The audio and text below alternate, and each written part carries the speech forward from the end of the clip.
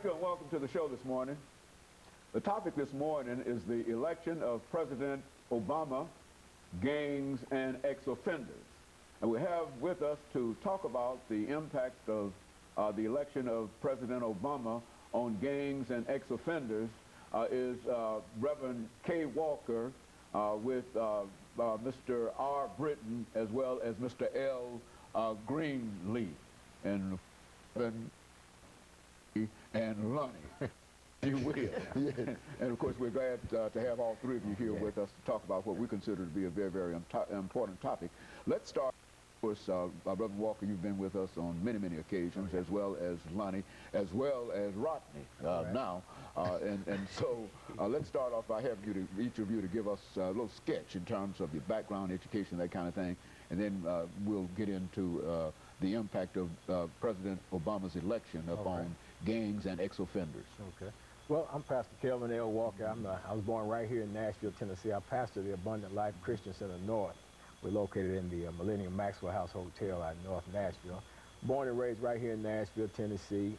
I feel like I was born to a couple of good parents and stuff like that kind of taught me the right things to do and the right way to go. I spent a little time trying to get an education at Tennessee State University after having been kicked out of the public schools, and made a little trip through the Navy and stuff like that. But I ended up on drugs and alcohol, got caught up into that, spent 17 years of my life in active drug addiction, and then, of course, spent almost 5 years of my life incarcerated in the Tennessee State prison system.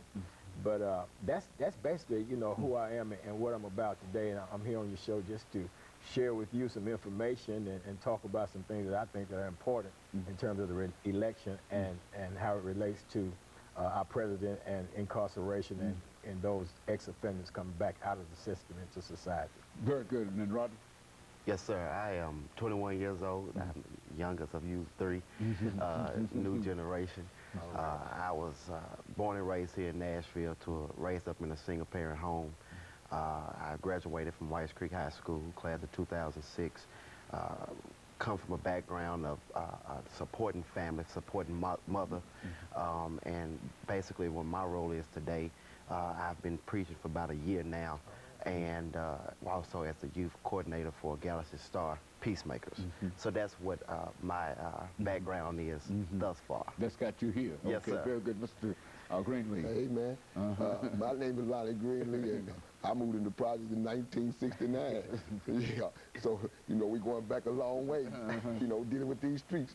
And, you know, I like what Kevin said, you know, man, listen, we had all of these things going up, and then we get caught up.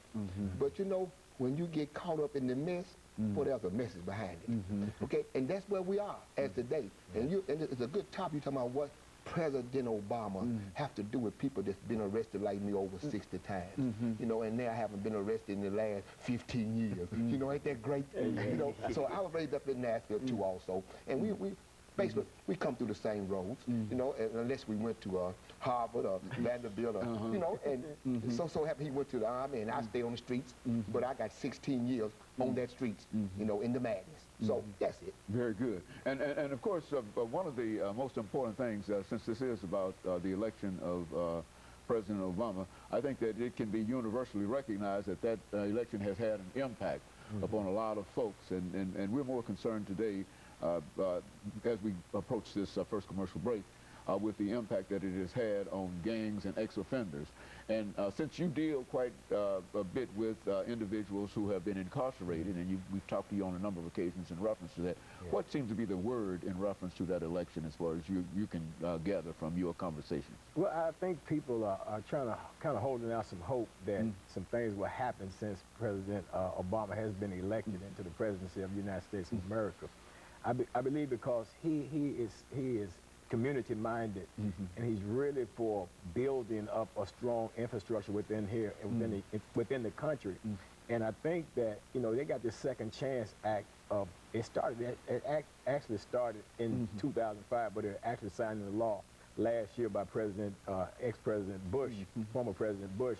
And now this year they're trying to appropriate some funding through that Second Chance Act to be able to fund situations whereas people are working with ex-offenders, people coming back out of the prison system back into society.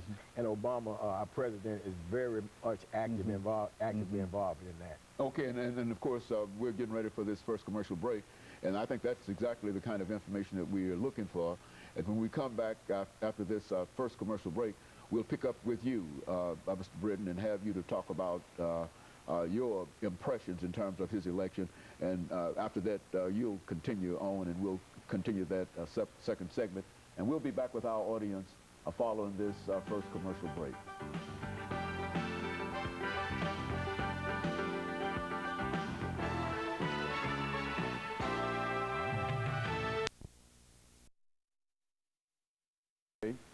The topic